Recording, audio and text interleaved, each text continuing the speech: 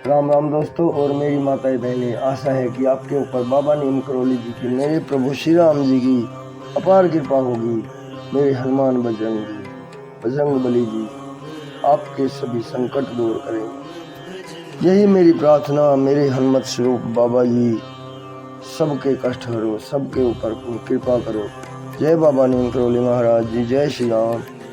दोस्तों और मेरी माताएं बहनें, आज मैं आपको श्रीमद् वाल्मीकि रामायण अरण्य कांड का 70वां सर्ग सुनाऊंगा। सभी देवी देवताओं का आह्वान करने के बाद आपको ये इन सभी के आशीर्वाद से सहित परिपूर्ण पाठ सुनाता हूँ, आपके लिए कल्याणकारी होगा। 70वां सर्ग है। श्री राम और लक्ष्मण का परस्पर विचार करके कबंध की दोनों भुजाओं को काट डालना तथा कबंध के द्वारा उनका स्वागत। अपने बाहुपाश से घिरकर वहां खड़े हुए उन दोनों भाई श्री राम और लक्ष्मण की ओर देखकर कबंध ने कहा, अक्षत्रिय शिरोमणि राजकुमारों, मुझे भूख से पीड़ित देखकर भी खड़े क्यों हो?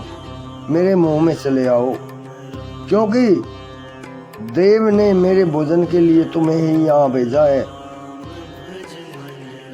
इसलिए तुम दोनों की बुद्धि मारी गई है। यह सुनकर पीड़ित हुए लक्ष्मण ने उस समय पराक्रम का निश्चय करके यह समयोचित एवं हितकर बात कही, भैया, यह नीच राक्षस मुझको और आपको तुरंत मुंह में ले ले। इससे पहले ही हम लोग अपनी तलवारों से इसकी बड़ी बड़ी बाहें शीघ्र से काट डालें। यह महाकाय राक्षस बड़ा भीषण है। इसकी भुजाओं में इसका सारा बल है और पराक्रम निहित है। यह समस्त संसार को सर्वथा पराजित सा करके अब हम लोगों को भी यहाँ मार डालना चाहता है। राजन, यज्ञ में लाए गए पशुओं के समान निश्चेष्ट प्राणियों का वध राजा के लिए निंदित बताया गया है। इसलिए हमें इसके प्राण नहीं लेने चाहिए, केवल भुजाओं का ही उच्छेद कर देना चाहिए। उन दोनों की यह बात सुनकर उस राक्षस को बड़ा क्रोध हुआ और वह अपना भयंकर मुख फैलाकर उन्हें खा जाने को उद्यत हो गया। इतने में ही देश काल अवसर का ज्ञान रखने वाले उन दोनों रघुवंशी राजकुमारों ने अत्यंत हर्ष में भरकर तलवारों से ही उनकी कबंध की दोनों भुजाएं कंधों से काट गिराई। भगवान श्री राम उसके दाहिने भाग में खड़े थे और उन्होंने अपनी तलवार से उसकी बाह बिना किसी रुकावट के वेग पूर्वक काट डाली। वाम भाग में खड़े वीर लक्ष्मण ने उसकी बाएं भुजा को तलवार से उड़ा दिया। भुजाएं कट जाने पर वह महाबाहु राक्षस मेघ के समान गंभीर गर्जना करके पृथ्वी पर, आकाश तथा दिशाओं को गुंजाता हुआ धरती पर गिर पड़ा। अपनी भुजाओं को कटी हुई देख खून से लथपथ उस दानव ने दीन वाणी में पूछा, वीरों, तुम दोनों कौन हो?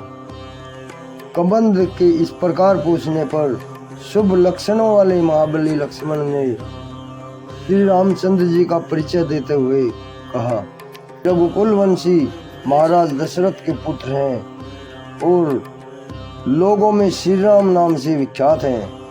मुझे इन्हीं का छोटा भाई समझो। मेरा नाम लक्ष्मण है।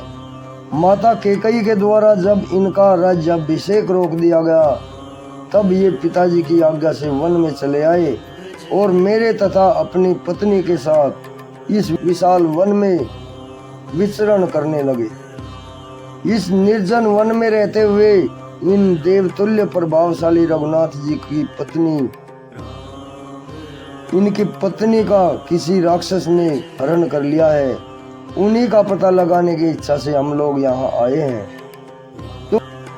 तुम कौन हो और कबंध के समान रूप धारण करके यहाँ इस वन में क्यों पड़े हो? छाती के नीचे चमकता हुआ मुंह और टूटी हुई जंगा पिंडली लिए तुम किस कारण इधर उधर लुढ़कते फिरते हो? लक्ष्मण के ऐसा कहने पर कबंध को इंद्र की कही हुई वह बात याद आ गई। अतः उसने बड़ी प्रसन्नता के साथ लक्ष्मण को उनकी बात का उत्तर दिया। पुरुष सिंह वीरों, आप दोनों का स्वागत है। बड़े भाग्य से मुझे आप लोगों का दर्शन मिला। ये मेरी दोनों भुजाएं मेरे लिए भारी बंधन थी। सौभाग्य की बात है कि आप लोगों ने इन्हें काट डाला। नरश्रेष्ठ श्री राम, मुझे जो ऐसा कुरूप रूप प्राप्त हुआ है, यह मेरा ही उद्दंडता का फल है। यह सब कैसे हुआ, वह प्रसंग आपको मैं ठीक ठीक बताता हूँ, आप मुझसे सुनिए। इस प्रकार श्री वाल्मीकि निर्मित आस रामायण आदि काव्य के अरण्य कांड में 70वां सर्ग पूर्ण हुआ। जय श्री राम, जय हनुमान जी, जय बाबा नीम करोली महाराज।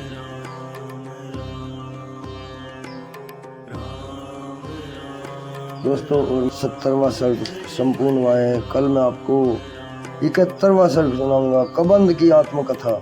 अपने शरीर का दाह हो जाने पर उसका श्री राम सीता के अन्वेषण में सहायता देने का आश्वासन। अभी आज्ञा लेता हूँ। जय श्री राम, जय बाबा नीम करोली महाराज। भगवान श्री राम प्रभु बाबा नीम करोली जी आपके सभी के कष्ट हरे, यही मेरी प्रार्थना। जय राम जी।